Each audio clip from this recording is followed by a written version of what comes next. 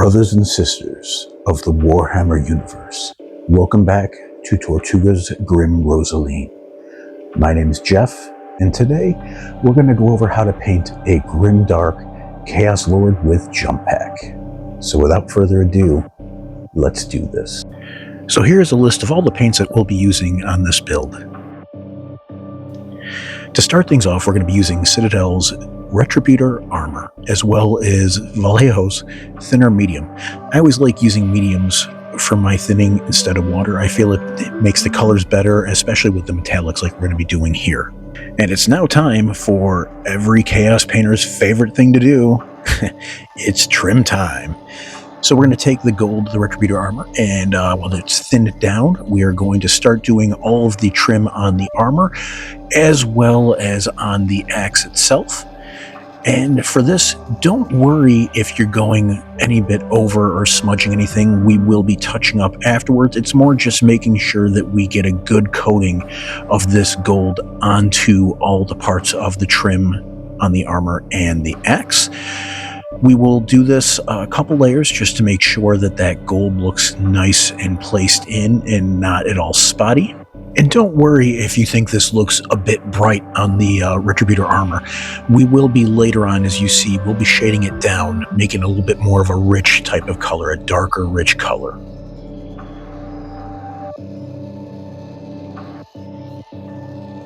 Next is going to be the Vallejo red along with medium thinner. We're going to use this red to paint the sash as well as the axe handle.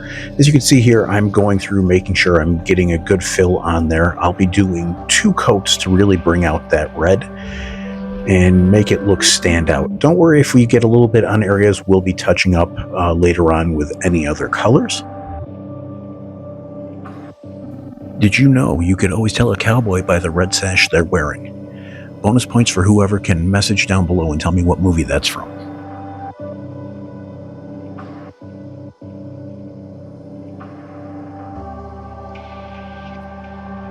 Next, we're going to be using Vallejo's Model Air Mahogany.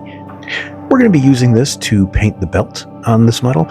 And the reason why I did not say and medium is because it's a Model Air. You don't have to thin this down if you don't want to.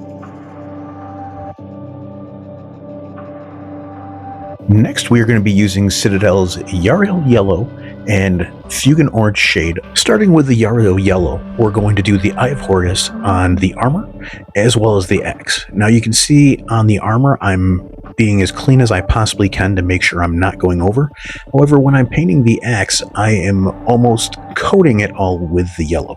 That's fine. I want to get the eye as well as the indents from all the arrows and around the eye with that type of color on both sides. We'll be covering that up later on. Next, we'll be doing the Feugan Orange, and we're going to go on only the side corners of the eye on the armor. And then for the axes, we're going to go on all around the eye and all the arrows covering it. Again, you can go over because we will be covering later. We just want to make sure that orange settles into those crevices. Next up is Citadel's Dark Reaper along with Vallejo's thinner medium. So we're going to be using the Dark Reaper between all of the body armor plates. Like you can see here, we're starting on the lower back and under his breastplate. Other areas like back of the knees, the armpit areas, the elbow adjacent areas, things like that. As well as I like to use a Dark Reaper, especially for Black Legion, on any tubing, piping, power weapon areas. It's not a braid area, and I think it comes out nice. And as you can see here, my cat Tig jumped up on here. We have 5 cats. Yes, 5 cats. And they will be probably in a lot of my videos coming up just to check out things. And as you can see here, Tig is checking out my paint application to give his paw of approval. And if you make mistakes, or in my case, if you have a cat that decides to head boop while painting, you can always, don't worry about it. We can always go back through and do touch-ups later on.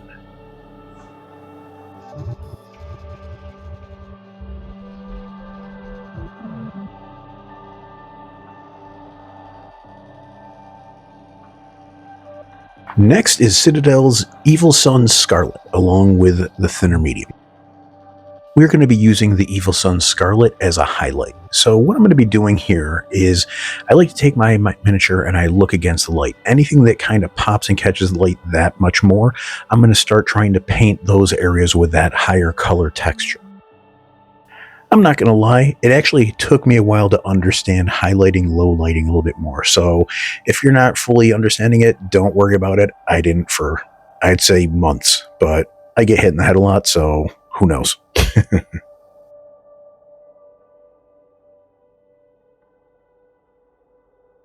Next, we are going to use Citadel's Leadbelcher and Vallejo's Thinner Medium. With our thinned down Leadbelcher, we're going to start painting all the metallics. What I always like to do is I'll start either top to bottom or in a center place out, just to make sure that my hands don't smudge anything I'm working on, like trying to from going down to up. I've done that way too many times. So you can see we're already starting on the chest area. We've done the centerpiece, and we have started doing where the cabling has broken into, showing the metallics underneath. We've also done painting on the knife off the belt and working onto the power axe. Now, the thing with the power axe, if you remember, when we were painting the yellow and the orange, I was saying go over it, smudge it. It's totally fine because we're going to touch it up with the metal, and this is where we're doing this. So we're going to paint over the whole area, but just when you're going in, delicate around the logo of Horus to make sure that nothing is seeping into those crevices. After that, we can start working on the claws. So we have the claws on the right hand and the claws on the feet, as well on that right hand, the skull on the back. And don't worry, it's thinned down Leadbelcher. If it doesn't look right off the bat and it looks kind of spotty, let it dry for a little bit and we're going to put that second coating on and it's going to make it pop.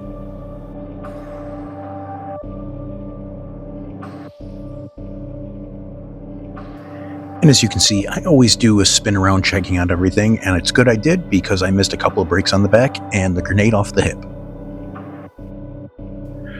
With the Leadbelcher all finished, this Chaos Lord is starting to really come together.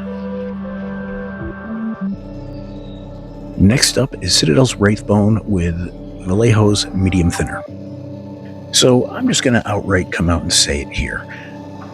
With Wraithbone or any other Citadel white or bone type of color, I usually will go 2-to-1 with the thinner over the base color. And the reason being is these white colors Citadel uses come out very dense, very thick. And if you try to go 1-to-1 with these, lots of times you're going to wind up, if there's any definition, you're going to just paint right over it.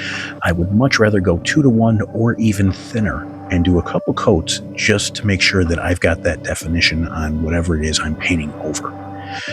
So with the Chaos Lord, what we're going to use here is we're going to do all of the bone pieces that you can see on the armor here and off the sides of the armor, these tusks looking off of his legs, as well as the teeth around the top color of the armor.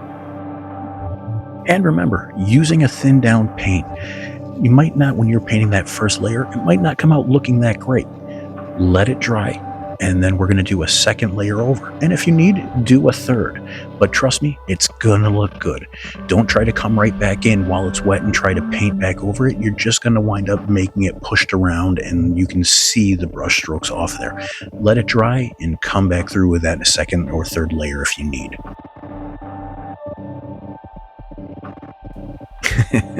And I am totally speaking from experience here because I can be a pretty impatient painter, especially when we're talking any kind of white, metallics, or even golds.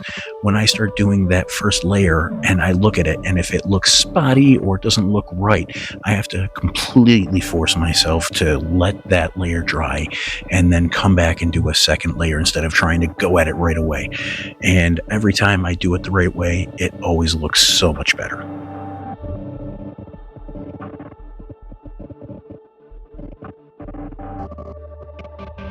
Next, we're going to be using Vallejo's Arctic Blue Model Air. And even though I'm holding it here, you don't need to use the thinner or water when you're using a Model Air, especially through Vallejo. We're going to go ahead and we're going to paint the Space Marine helmet off the base.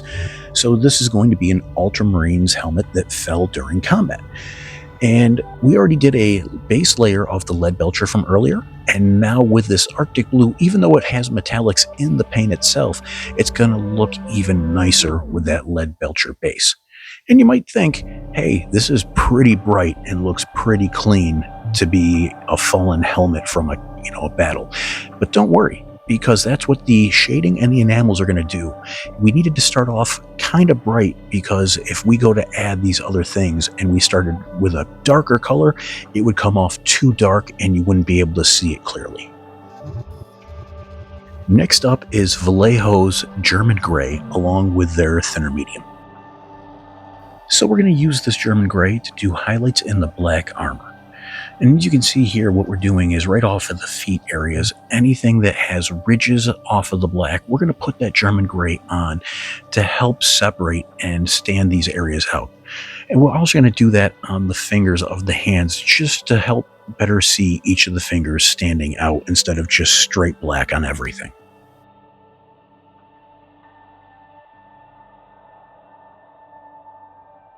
Next is going to be Citadel's Gray Seer, Soulblight Gray, and Ulthuan Gray. So we're going to use these three colors to make that smoke effect of our Chaos Lord launching himself into the air with his jump pack. So we're going to start off with the Gray Seer. We're going to paint from the helmet of the Ultramarine all the way up to his feet. This is going to be the base coat for the smoke.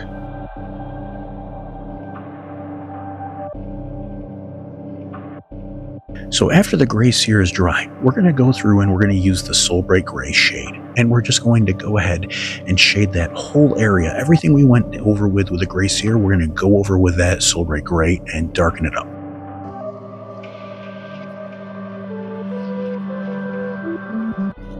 We're then going to do a light dry brush of Ulthuan Gray across all of the smoke. We just want to give a nice highlight to all those shaded areas.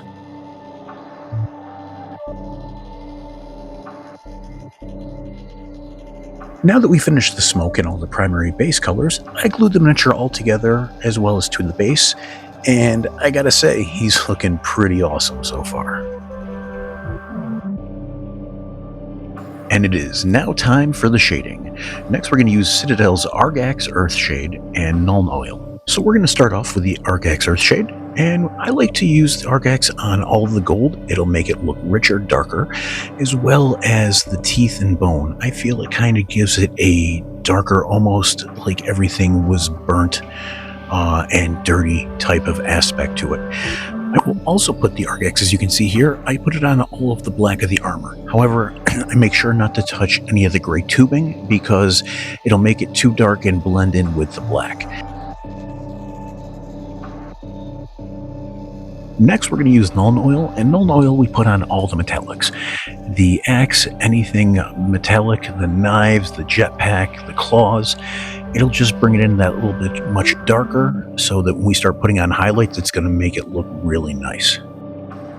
So with the Nuln Oil, one thing to take notice of, just like we did with the Leadbelcher, while we're painting the axe, we want to make sure that we don't let the Nuln Oil go into the crevices of the logo. We want to keep that orangish yellow popping. Up next, we're going to use Citadel's Druchii Violet. So we're going to use this to go over all the reds on the miniature, like the sash, the axe handle, and the fuel tank on the jump pack. The Druchii with the purple, it's going to make a nice shadowing effect against everything on there, but it will still show all the highlighting we did prior.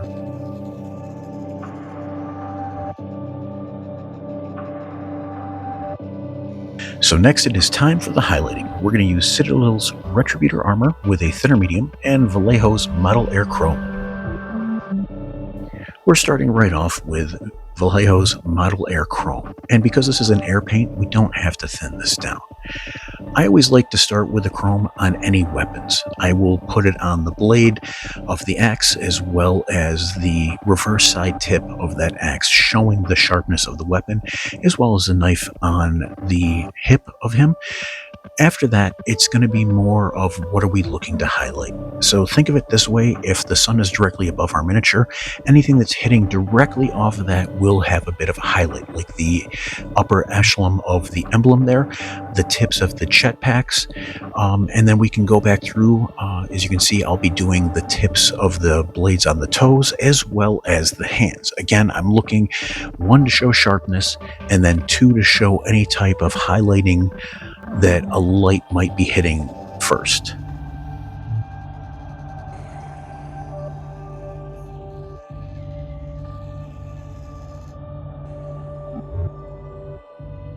So we're going to take the remaining chrome on our palette and we're going to mix that with Retributor armor and a medium thinner.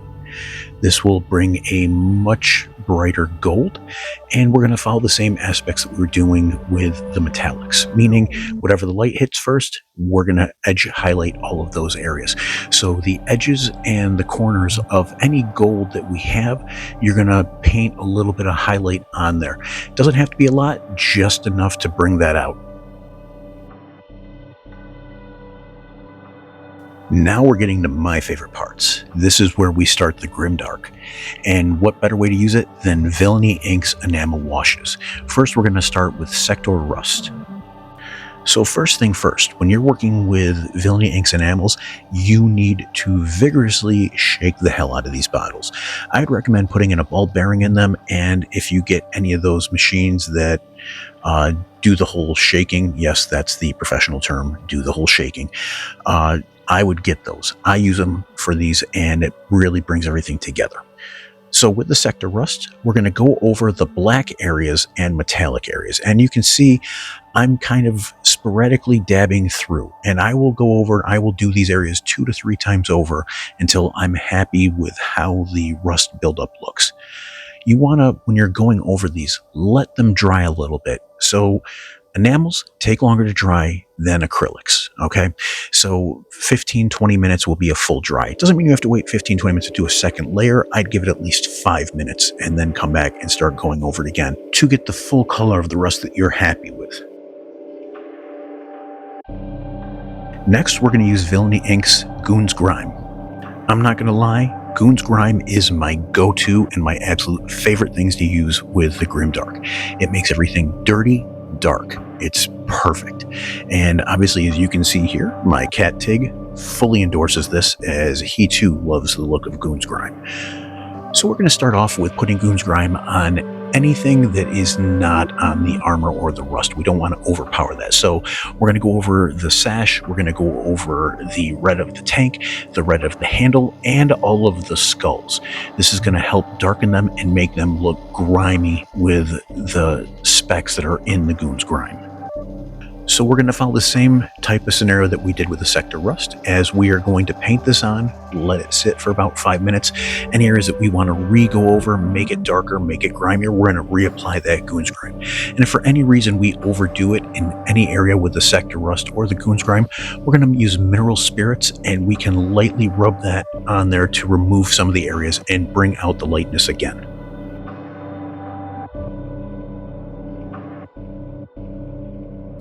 Next up is Citadel's Blood for the Blood God. You can't have Grimdark without a lot of blood. So I personally like to use Blood for the Blood God very generously in the areas that I'm putting this on. As you can see, I am overly applying it to the claws of the area, going up the arms, up the forearms, almost to the shoulder pads. The axe all the way down the handle into the hand. The talons all the way up the feet, and especially on all of the skulls. I just like the way the blood looks on skulls, and I would imagine especially a Black Legion, or any Chaos for that matter, would have a lot of blood on anything they use. I want this miniature to look like he just came out of hacking and slashing through 50 to 100 Space Marines before we got to him.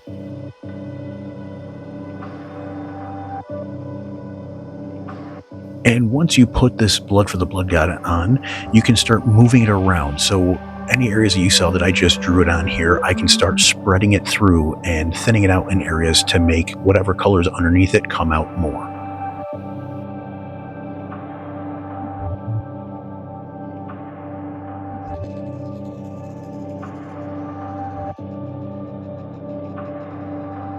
And finally, dirty down Gore, because you can't have blood without a lot of gore.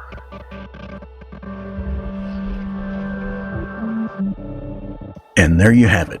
This is my version of a savagely brutal looking Grimdark Chaos Lord with jump pack.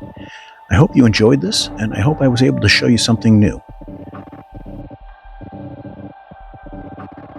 And remember, like I always say, Grim for the Grim Rosaline.